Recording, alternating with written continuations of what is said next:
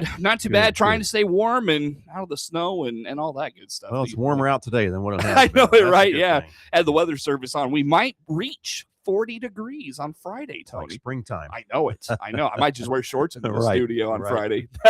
At any rate, thanks for coming out and talking with us. And, during basketball, Tony, I don't get to get out to these city council meetings much at all. So how about the meeting last night? How was it?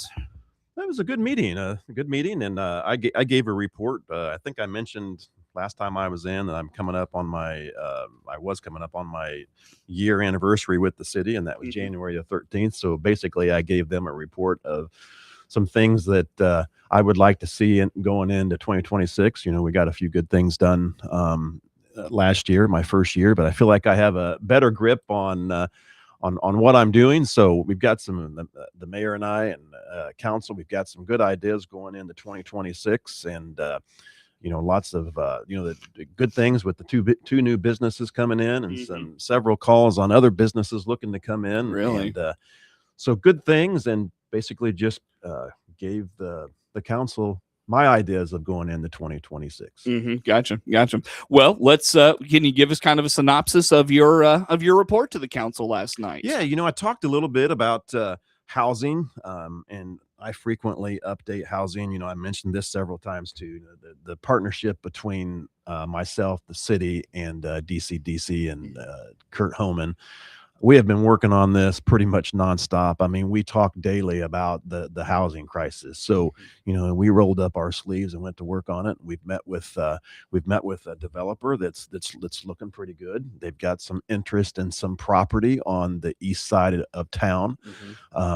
I can't disclose a location because it's not a done deal yet. We've got them in contact with the owner of the land to try to purchase that land. So it's gone that far where they're looking at purchasing that land. We have also got some potential growth on the east side as well, for businesses and housing. So lots of things going on there. But the very first thing that I'm asked whenever we sit down at the table with a potential new business or a developer with land, that they ask about TIF. Do you have a TIF district in the city? Because these developers, they know that's what they need to recoup some of their costs to build subdivisions or businesses. So that's the first thing they ask. And I've mentioned that numerous times.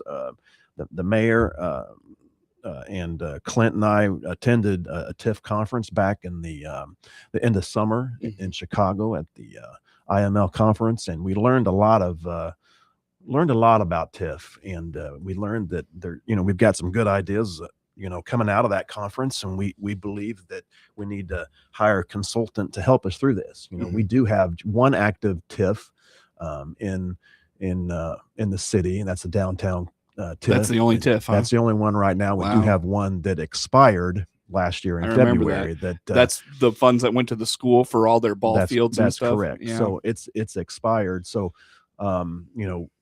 we've got to close all that. So what our thought is to hire a consultant first to help us close out that TIF that's expired, and also help us manage the current TIF, which is the downtown TIF, and it's got some jurisdiction to the south of the square, and again a little bit to the north, the north of the square. It's a small TIF. But what the idea is to get the contract to help us with those two TIF districts. But then I've also started working on two brand new TIF districts, and these again, we've got to consult with our consultant once we hire that firm. But the plan is to have, my plan anyway, is to have two pretty good sized TIF districts, one on the west side and one on the east side. Basically the business growth that I talked about earlier and the housing on both sides would be in that TIF district. Yeah. But not only that, we're not looking to just help businesses. I mean, that's where the potential the tax increment comes from, is the business. They pay a higher tax into this TIF district to help them, because they'll benefit from it. But not only them, our idea is to also help residential like housing, not a new housing complex, not a new subdivision, but also help the struggling homeowner that needs to put new siding on their house, new windows on their house, new doors, roof, things like that. That's what we're checking into, to do some housing work similar to what we offer on the square through that TIF, We call that a facade grant. We would be guaranteeing something more along the lines of that to a residential home Mhm. to help offset the cost to, like I said, put on new siding, things like that. Anything to make the housing in the area more attractive. Mhm. Again, I've mentioned it numerous times. I mean, to attract businesses, we've got to get our home cleaned up. Mhm. We Mhm. pass ordinances. We're trying to, get the homes cleaned up that way. This is one more step in that direction, is to make the housing market look more attractive, Sure. with siding, windows, things like that. Can you remind us how a TIF district works? And I've not heard of a residential TIF district. So how about the difference between the two and how they actually work? Well, there's no real difference between the two. My plan, again, we've got to confirm all this through the consultant, but my plan is to, like I mentioned, have two rather large TIF districts that include both the businesses and residential. Okay. Again, the residential is what captures more of the increment going into that fund to help the residential market. So how that works is, once we create that, we capture once we create that TIF boundary, we capture the base value of a piece of land. Mhm. So whatever that is, like say we get this done in the summer of this year, which is my hope. Wow. That's aggressive, but my hope to get one of them done by the end of summer anyway. We capture that base value, and then every year, once the EAV increases, the extra taxing dollar goes in this fund, and that's what funds this taxing district. So it takes a while to build up. It takes these a while funds. to build up. However, we would have, like, say we have a business that would like to come to town, which we do. We can't get into details on that because they haven't purchased the land quite yet. We would assist that business in building, and they would pay for it all up front. We would have an agreement with them, and then we would, every year they would get a payment through this TIF fund to offset their costs. So Mhm. it attracts business, it attracts growth, Mhm. and If they know they can tap into that, I'm sure. yes, Yeah. yes. Yeah. So I do want to mention, this is not, some might say, well, you're increasing my tax. No, it's not a tax increase. If it's the hope is that the EAV doesn't decline. The hope is that it will increase, and that increase is the increment, and that goes into this fund. Mm. Now, and that's the whole purpose of this. If the EAV declines, then that can be a problem. It's not successful. But Mhm. the TIF that's currently expired, around the Illini Drive, around the two schools, Mhm. Mhm. that just shows you how successful that TIF district was. Mhm. That area would not have grown the way it did without that TIF district. So what would happen? This is kind of a, I don't know, maybe a silly question or not on topic question, but if there wasn't a TIF in place, where does that growth, that increase in that EAV, where does that difference go then? It just goes to the taxing body if there was Okay. no. So every year, the school district, the city of Clinton, the county of DeWitt, when the increase in the EAV, they just get more of the money. I see. So the only one that it's the taxing bodies that are basically at that base level. Mhm. They are frozen. So Mhm. if they're receiving, $800 in tax, they will continue for the life of that TIF to receive that $800. All the increase goes into this TIF fund. Sure. So you're looking at a lot of residential development out of this TIF, and maybe a little business then? Yes, that's But our goal, and okay. it's gonna be in that one area. It's gonna be both residential and businesses. Got it. And again, we're in the very early stages of this. Are you at liberty to say where that TIF district is being looked at? Well, if you look at the comprehensive plan for that the Clinton established some years back, we identified growth on the west side over around US Highway 51 and Cleveland Drive. Mhm. That area there around I was going to say, Sunset. I remember they developed, like they expanded the road They and did, put and the that was infrastructure, but nothing's really ever happened yeah, there. that's correct. So, we I think it's because we didn't have a TIF out that way. Now that that's one area that we want to concentrate on. If we would have, that TIF area across the highway in that area, and not just that area, but around the entire area there, maybe several blocks out, then we could potentially see growth out there. Yeah, well, and to that end, I mean, so that part of the community, are you targeting business or residential development out that way, or both? Well, both, because the plan is, that's the main concentrated area, the area I just mentioned. But however, I talked about this being a rather large TIF. That's where we're going to start. We're going to take that TIF boundary and move it further to the east and further to the north. Now, we don't know exactly how far east and how far north. I've got it laid out on a map.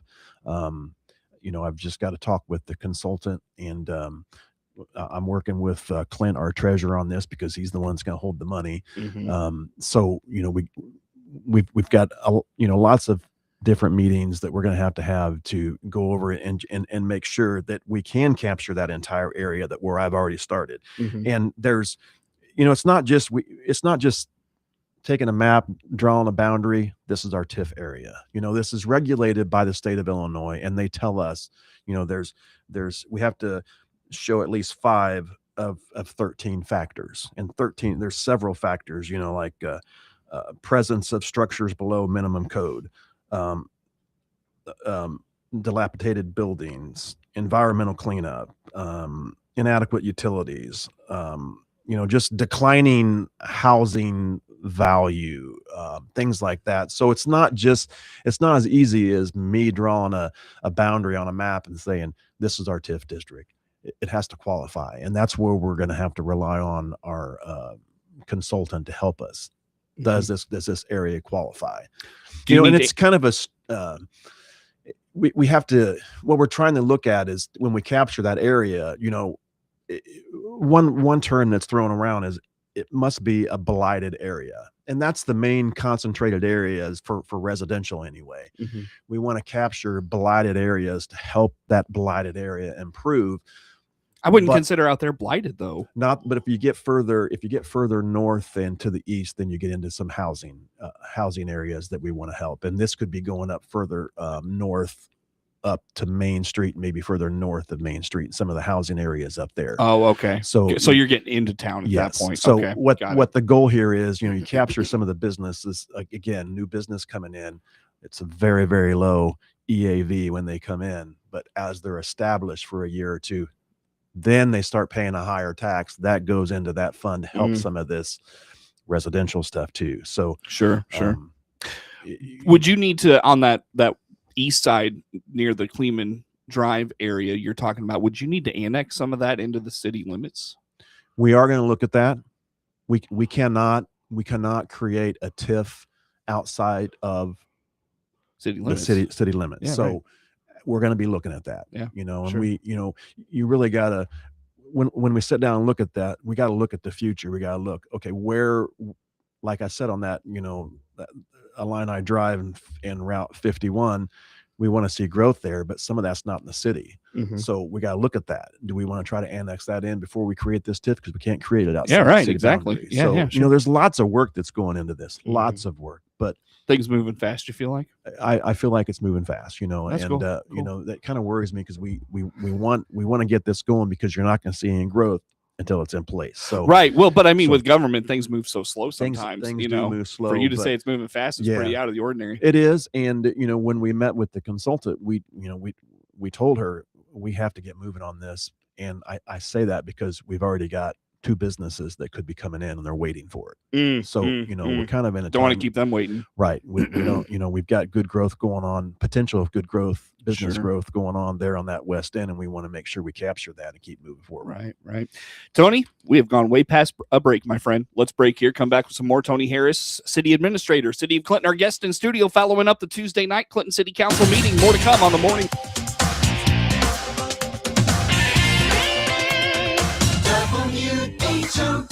WHOW.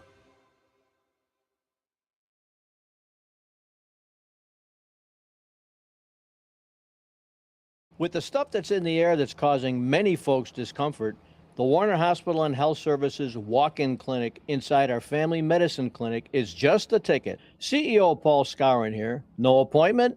No problem. Don't need one at our walk-in clinic. Come to the Warner Hospital walk-in clinic and get feeling better. Just another way we provide quality care close to home. Warner Hospital and Health Services, your healthcare provider of choice. WHOW is Central Illinois' ag station, and that includes providing farmers information on how the commodity markets close each day and week. I'm Todd Gleason from Illinois Public Media, University of Illinois Extension, inviting you to hear the daily closing market report weekday afternoons at 5:06, and on Saturdays, tune in for Commodity Week with a review of the week's markets at 8:30 in the morning, all on WHOW AM, FM, and streamed online. Your friend in Central Illinois, WHOW. Once again, good morning. Thanks for being with us. I'm your host today, Seth Lawrence. The WHW Morning Show streams to Facebook and YouTube, brought to you by Peterson Insurance, your Pekin Insurance agent in Clinton. Tony Harris, City Administrator, my guest in studio today, following up the Tuesday night Clinton City Council meeting. Tony, anything out of council last night? We just had a 15-minute conversation about TIF. Anything out of the council meeting you want to put out there for us this morning? Yeah, I want to mention, I brought this up as well. The city is, taken on, well, my goal is to get some of these, abandoned buildings taken down. If not taken down, get the homeowners to, get them up to code and make them usable. And we've had some success. We were able to take down 2 abandoned homes that stood for 25, 30 years. So we got 2 of those down. My approach to this, we're going to start taking 2 by 2. So I've been working on a couple more. One that just came up that was identified as a safety issue is a building off the square, East Main Street, Main and Monroe. So we're going to be looking at that, either working with the owner to try to get that up to code. Again, we don't want to be in a business of just tearing down structures, tearing down, buildings on the square, but it's definitely that one that I'm talking about is definitely a safety issue. So we've been working with the homeowner. I'm not sure how that's gonna play out, but we're committed to try to rehab some of these buildings or take them down if they're unable to be rehabbed. So we are working on that. Again, I truly believe that that economic growth and cleaning up, taking down abandoned buildings that are safety issues are top priority, and that's what spurs economic growth, in my opinion. Yeah, gotcha. So we're going to be working on that, and we've also we've been working on the America 250 committee. The America 250 committee met Monday evening, and that group, there's some good talent in that group, and they've got some good ideas for the 4th of July weekend. So that's coming together. I think we've met 3 times now, and different ideas are being thrown around. I know for sure that we're going to have 3 concerts, 1 Friday night, 1 main event Saturday night, and then I believe there's another one being discussed on the afternoon on Sunday or early evening prior to fireworks. So lots of good work going on there. As I do want to mention that if anybody would like to get involved with the America 250 committee, they can contact me at City Hall, and we can get them connected. The city we host the building for the committee to meet. We're trying to take a back seat in that. Is the city throwing money at it at all, or we're not sure yet. We're just waiting to see what kind of money is raised through the committee, and then if we have to put some in, then we have to approach the council to for that. The city's going to be paying for the fireworks, and we've also got goals to put on other concerts. I mentioned one other time that's going to be a top priority going into 2026 is utilizing the Mr. Lincoln downtown square for concerts, and we're going to do that. Are you at liberty to say what you're working on, or? We have hired someone to help us name a Nashville act. But other than that, that's really all I know. Okay. We've kind of turned it over to that person to help us with this. He's got vast knowledge, vast experience. He's helped us before in the past when we got some pretty good names in. So he's gonna. So maybe bringing back that sort of thing. Yes, that's cool. That's, definitely, America 250 is going to have either 3. They'll have 3 concerts. There's been some discussion of that name name band, and then maybe one other. So there's going to be, it's not going to be every weekend. We think that's too much. Starting out, it could be 2 or 3 concerts in the 2026 year. That works. Sure. That works, Yeah. So just we're something. working on it. We're working on it. That's cool. That's cool. Yeah, I feel like you do it too often. You kind of wear out Yeah. the luster of it. And there's other businesses that do concerts as well. Mhm. So we want to kind of keep it low where they can have theirs too. Mhm. Sure. So, Man, awesome. Tony, I tell you what, it's always good to talk to you, my good friend. How do folks learn about all things City of Clinton? What's going on? I know you put stuff out on the book and all at Facebook. I call it the book. How about some of that? now they can look us up on Facebook at Clinton, Illinois. Mhm. On Facebook, our website, clintonillinois.com. I'm on there. My phone number's on there. If they have any questions about TIF, any good ideas concerning attracting businesses, housing, I encourage anybody to contact me if they have ideas. Very good. Well, Tony, always good to see you, my friend. Thanks for making time for us. Tony Harris, City Administrator, following up the Tuesday night Clinton City Council meeting. The morning show streams to Facebook and YouTube, brought to you by Peterson Insurance. WHOW.